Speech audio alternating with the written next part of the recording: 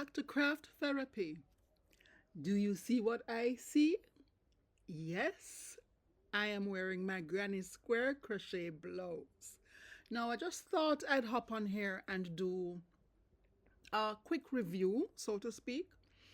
This was at the end of the day. As you can see, it's dark outside. And I had just dropped my friend off and was looking to head back home myself.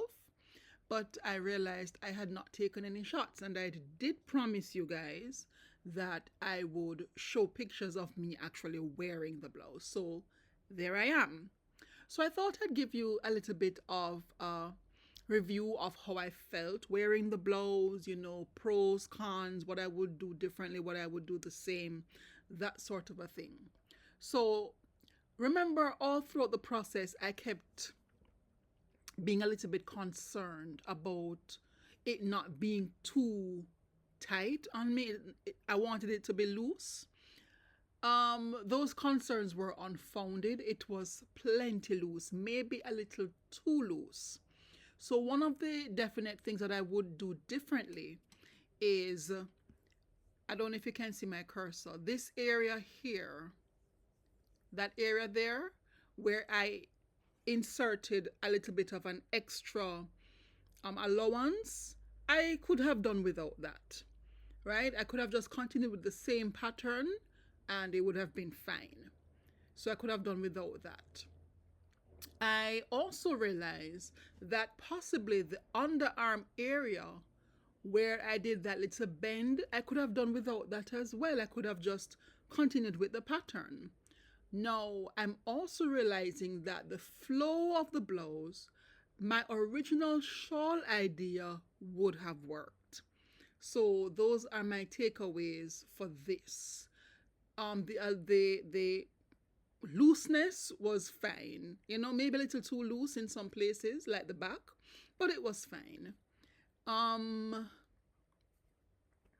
It kept me pretty warm. The room that we were in was fully air conditioned and it was pretty chilly at times, but I, could feel the warmth of a knitted garment on my skin. So it kept me pretty warm. So I was comfortable with that. Let us see some of the other slides, right? Okay, that's me again, just sitting. I didn't get the chance to iron out or steam down, some of these extra areas, but that's fine. The length was perfect. Covered my bum, went down halfway my thighs, just like I wanted, so I was quite okay with the length. All right. And this is the back. I didn't realize the back was so transparent. It's a good thing that I'm of the old school era where you don't just have on a bra underneath a garment. You have on a bra and another foundation garment, so to speak. So I was pretty pleased with that because I don't know how mortified I would have been at this point to realize that I would have gone through the entire day with my brassiere showing. You know what I mean? Yeah, I'm real old school like that.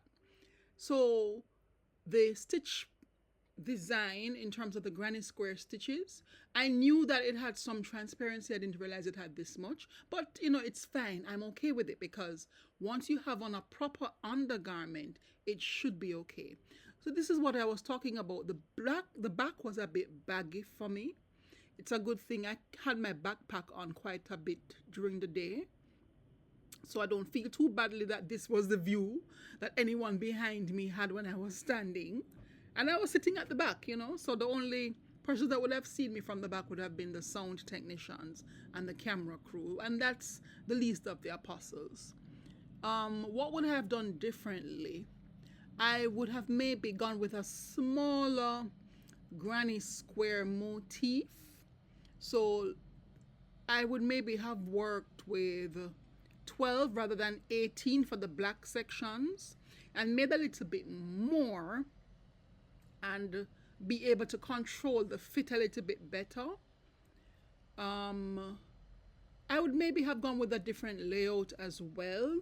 At the time, this was the best layout that I came up with, but maybe not turn them on the diagonal. Maybe go full black with the colored pieces maybe on the fringes, on the ends, or something like that.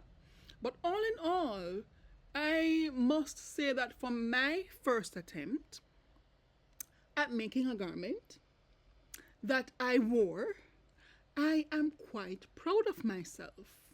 I really am. This reminds me of my first time cornrowing my hair myself. I don't know if I mentioned that story before, but when I cut my hair off, like it is cut off right now, it's in the process of growing back. When I cut my hair off some decades ago, and it was in that in between state, and it was too tall to be an afro and too short to catch up. And I attempted to do cornrows for the first time. They were crooked, they were jagged, they were uneven, some were loose, some were tight, and I was never prouder of my handiwork. And guess what? I built up a reputation as an expert hairstylist at my church, where persons were making appointments, for me to do their hair in terms of the cornrow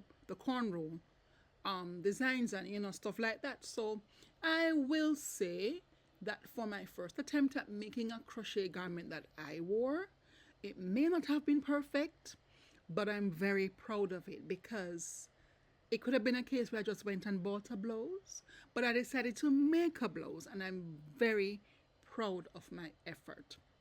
So this is the finished product. What do you think? I honestly can say I don't know if I'll have occasion to wear it again, because I don't know where I'd be going to wear it again. You know what I mean? But we'll see. We'll cross that bridge when we get there. And no, I don't think I'm going to fix anything on it. It's going to take too much work. I'll just leave it as is. Maybe I'll have it up in some souvenir showcase as my first attempt at making a garment. But trust me, the ideas are already popping for other garments that I'll make. I'm thinking of crochet pants. I'm thinking of crocheting a skirt the next time for the same event. Who knows where my imagination will take me. But in a nutshell, this is my crochet granny square blouse. And I'm so proud of it. So that's all for this video. Have a good one. Keep those hands busy so your mind will be at peace. Happy crafting.